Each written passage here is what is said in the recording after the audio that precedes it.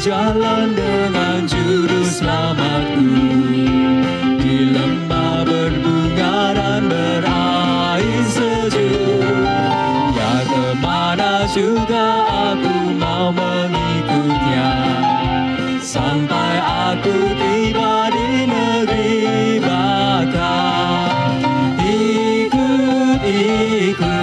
Ikut Tuhan Yesus, ku tetap mendengar dan mengikut-Nya.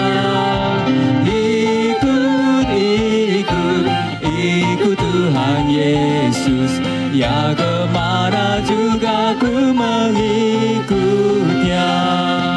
Selamat berjumpa lagi Bapak Ibu Saudara-saudari dalam Renungan Harian GKI Sangkra Solo.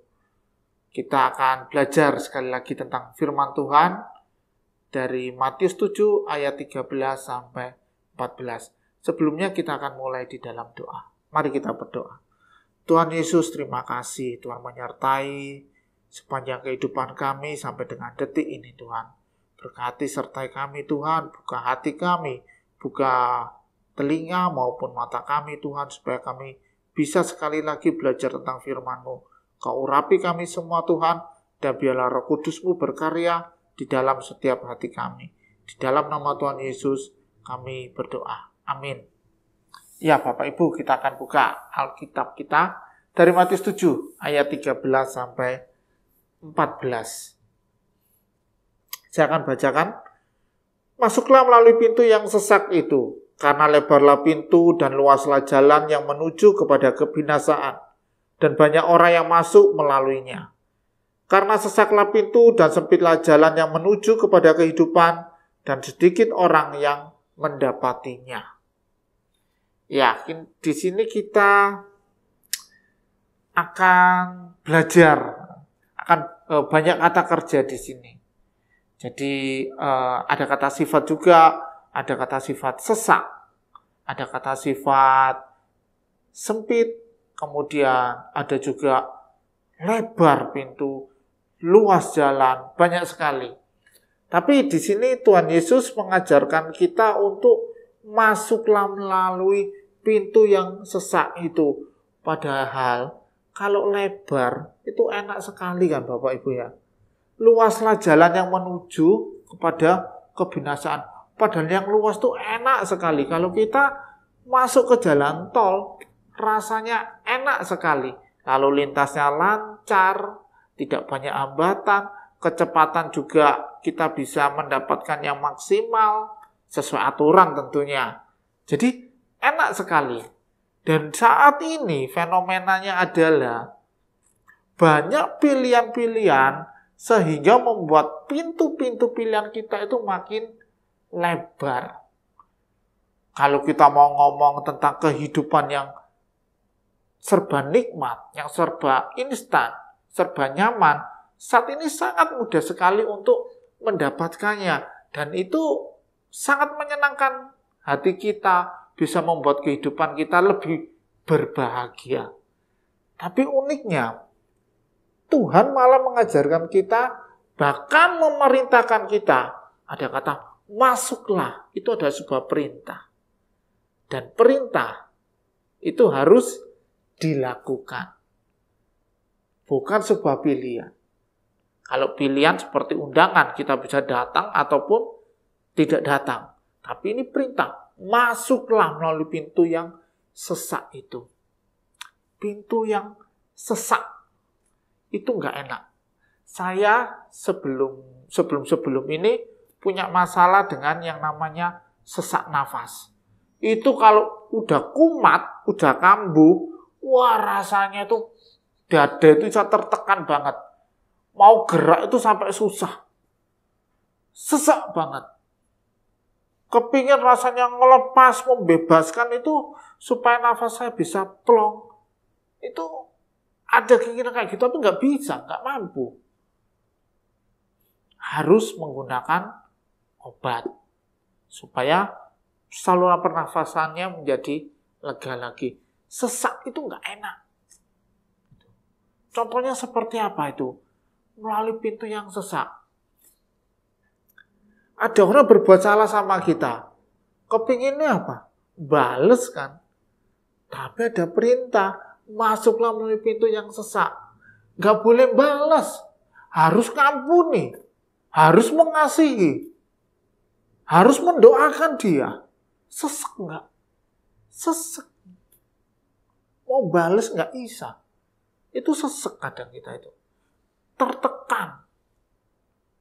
Tapi itu adalah perintah. Tuhan memerintahkan kita untuk masuk ke dalam kehidupan yang seperti itu. Ada pengampunan. Kita sudah antri, diterobos. Akhirnya kita menasihati orang itu. Orang itu malah nyolot. Nah, dari sini Tuhan memerintahkan kita untuk tetap mengasihi. Sesek enggak? Sesek. Rasanya enggak enak. Tapi ini tetap adalah sebuah perintah Bapak Ibu. Dan harus kita lakukan. Hidup yang sesek. Kita kepingin melakukan sesuatu, tapi firman mengajarkan kita hal yang di luar apa yang kita inginkan. Ya, kita harus mau mengikuti firman, karena itu adalah jalan yang benar. Kemudian, karena sesaklah pintu dan sempitlah jalan yang menuju kehidupan. Jalan menuju kehidupan itu sempit. Nah, apa toh yang terjadi waktu kita melewati jalan sempit? Kita akan sendirian. Kita akan merasa sendirian. Kita akan merasa ditinggalkan. Karena memang jalan sempit itu sedikit orang yang melaluinya. Tidak bisa orang banyak. Kita akan sendirian. Kadang kalau kita berhubungan dengan yang namanya birokrasi atau ya dengan mereka yang di dalam birokrat ya, itu kadang ya gimana ya ngomongnya ya, waktu memilih jalannya Tuhan, mereka akan ditinggalkan. Mereka akan berjalan sendirian. Akan ada pengelompokan. Ya, itulah. Waktu kita berjalan di dalam firman Tuhan, di dalam kebenaran, ada kalanya kita akan merasa sendirian. Baik itu juga di dalam pelayanan kita, pekerjaan kita. Nah, pelayanan juga seperti gitu. Kadang kita berusaha, sudah berdoa, minta petunjuk Tuhan, minta hikmat Tuhan. Terus kita merasakan ada, aku harus melakukan seperti ini. Ternyata terjadi perbedaan pendapat. Dan kita merasa sendirian. Tidak apa-apa. Waktu Tuhan memerintahkan kita di dalam kehidupan, di dalam pemilihan, dan kita memilih kehidupan yang sesak, dan kita memilih jalan yang sempit, dan jika memang itu kehendak Tuhan, percayalah, Tuhan akan memberikan kelegaan. Itu ada janji Tuhan. Tuhan akan menemani kita sepanjang kehidupan kita.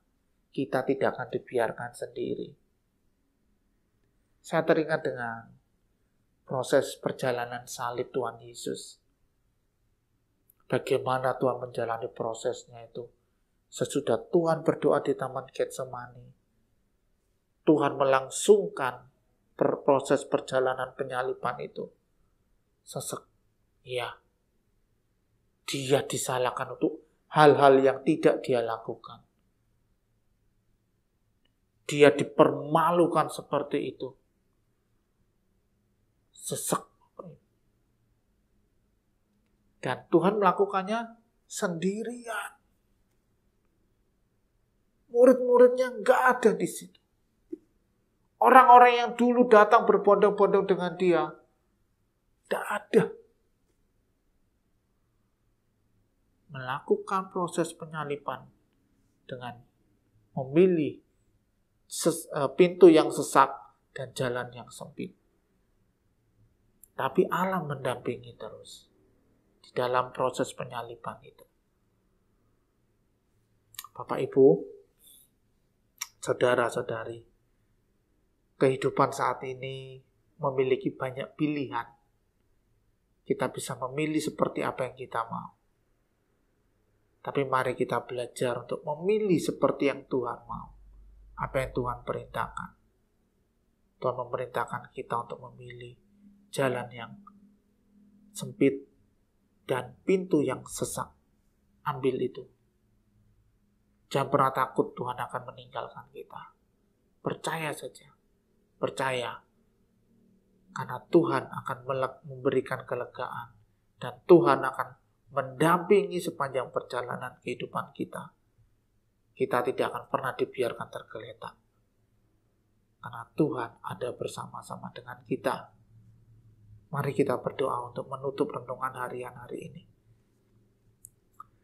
Terima kasih Tuhan untuk penyertaan-Mu sepanjang kehidupan kami. Berikan kami kekuatan-Mu Tuhan.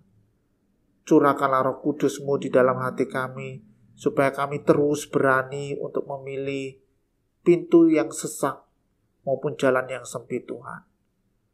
Dan biarlah Roh Kudus-Mu terus menguatkan hati kami, menguatkan langkah kami ke depannya Tuhan. Supaya kami terus berjalan di dalam Engkau, dan kami terus hidup di dalam firman-Mu. Dan kami percaya terus Tuhan, percaya terus. Ada Tuhan yang akan memberikan kelegaan. Bahwa ada Tuhan yang menemani setiap langkah kami. Terima kasih Tuhan. Terima kasih untuk segala kebaikan-Mu. Kami serahkan kehidupan kami ke depannya ke dalam tangan-Mu. Tuhan yang pelihara kami. Tuhan yang berkati keluarga kami. Dan Tuhan yang menjagai kami seterusnya saat ini sampai selama-lamanya. Di dalam nama Tuhan Yesus kami berdoa. Amin.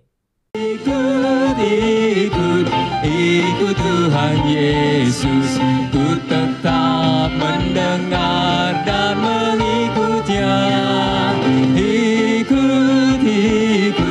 Ikut Tuhan Yesus, ya kemana juga ku mengikutnya.